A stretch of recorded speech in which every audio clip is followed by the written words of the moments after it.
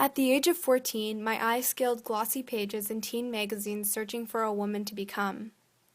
Eyes widened and hopes held high that one day I too would be flawlessly perfect.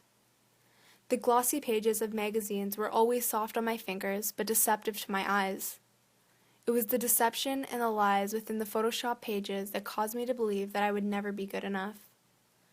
My low self-esteem and poor self-worth caused me to walk down a path of self-destruction in hopes that one day I would measure up to the man-made beauty that flowed over glossy pages. It was backwards thinking and my belief that self-destruction could give birth to flawless beauty which forced me to travel down the broken path of anorexia. For 5 years, I abused my body, manipulating it into shapes that were foreign to my genetics, reaching for products that promised to fix my flaws only to realize that at the end of the day, my mask would come off, leaving me broken and desperate for truth. My guilt and shame fueled anorexia further, and without me even knowing, I had initiated a war on my own body and my own self, forfeiting who I was for something that I would never become. It is through this conclusion that I realized that if I did not turn from the lies and the deception, I would spend my life chasing after an ideal that I could never attain. I looked in the glossy pages in teen magazines searching for a woman to become, but not once did I turn my eyes to the beautiful woman in and around my life.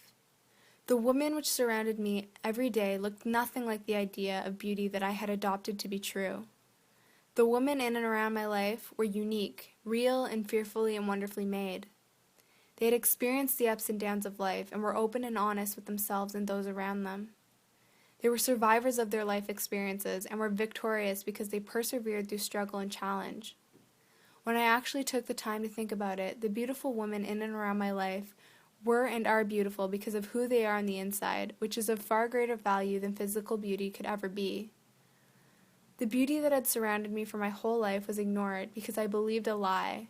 I believed that man-made beauty was of greater value than the natural beauty that each and every one of us beholds.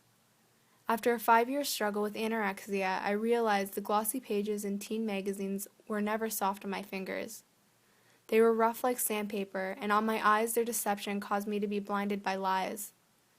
No longer do I view the images I see on the sandpaper pages as beautiful or true, but I view them for what they are, lies and deception.